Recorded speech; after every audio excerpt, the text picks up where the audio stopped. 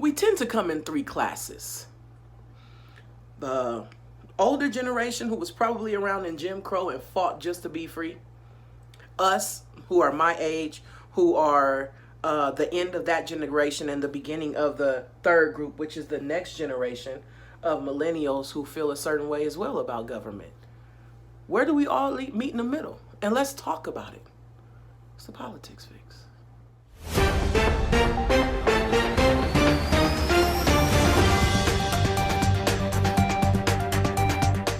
What up, y'all?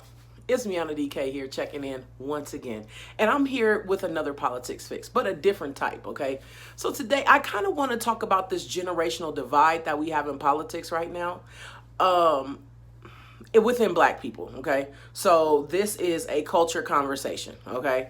So there are like three levels, okay? There are three levels of engagement in terms of Black people in politics, okay? And I'm about to give you the three groups right now.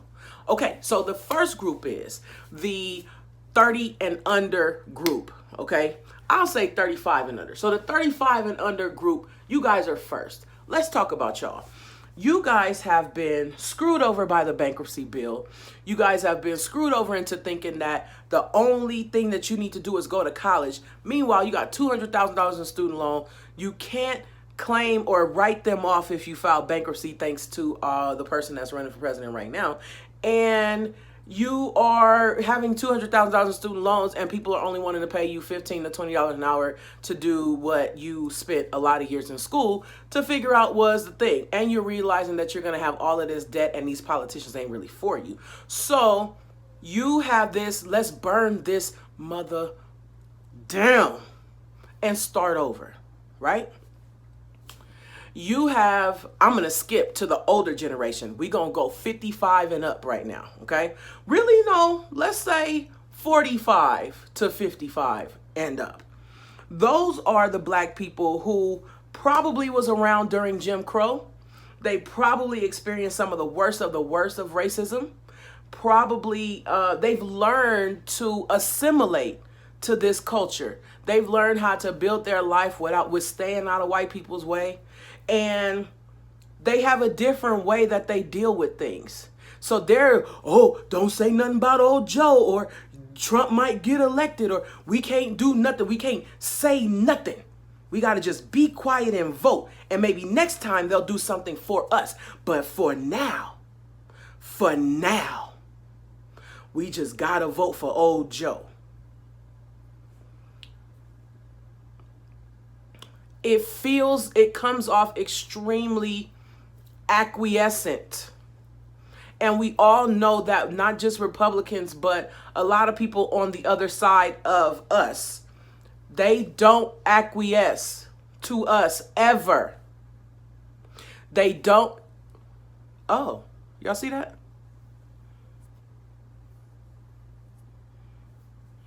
Y'all saw that.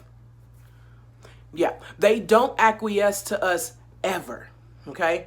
But we always bend over and take it for them, especially that age group, okay?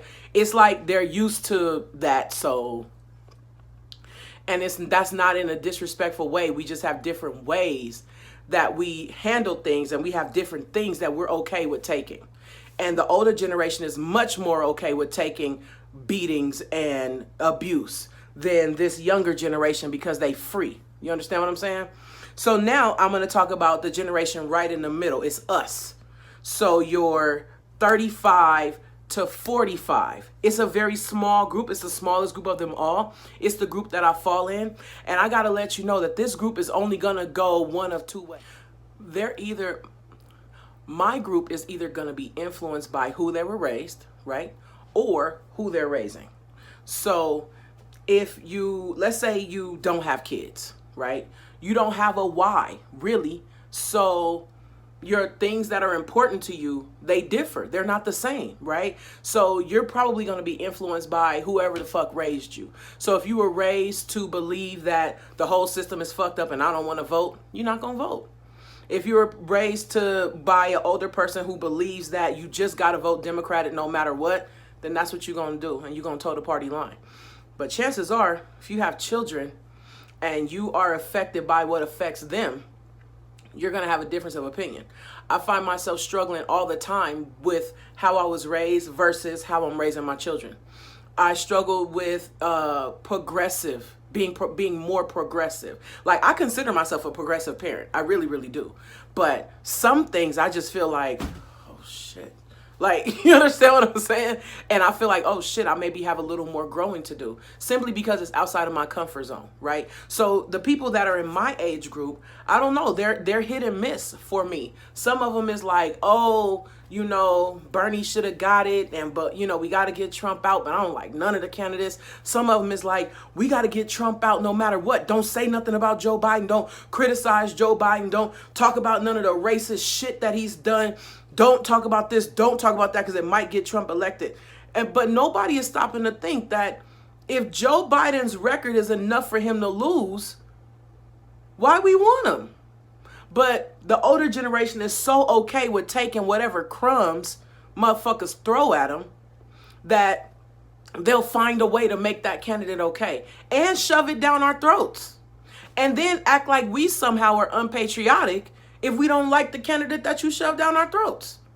So that is the generational divide that we have here. The older generation, they feel good. They've amassed some wealth. They have made a good life for themselves, all based on this old system that don't work for young people. But it's working for them. So they like it. And it's like the young people also have to understand that they come from a different time. Yes, the young people is looking at the older generation like they weak as fuck. Like they're cowards. I don't know another way to say it. How do we change that perception?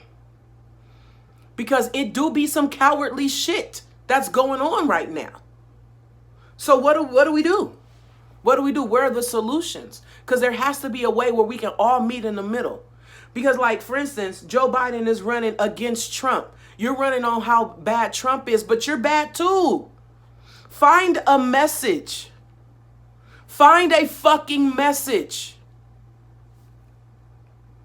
Because you're still losing young people. You're still losing Latinos. You can't ride the Trump is bad wave all the way to November 3rd. This is not going to happen. Find a message. That's all we asking. And that's all I have to say about that. Until next time, make sure you like, comment, share, subscribe, and ding, hit that notification bell so you know every time I come at you with another dope-ass politics video. But until next time, I'm Miana DK. And I love y'all. I swear I do.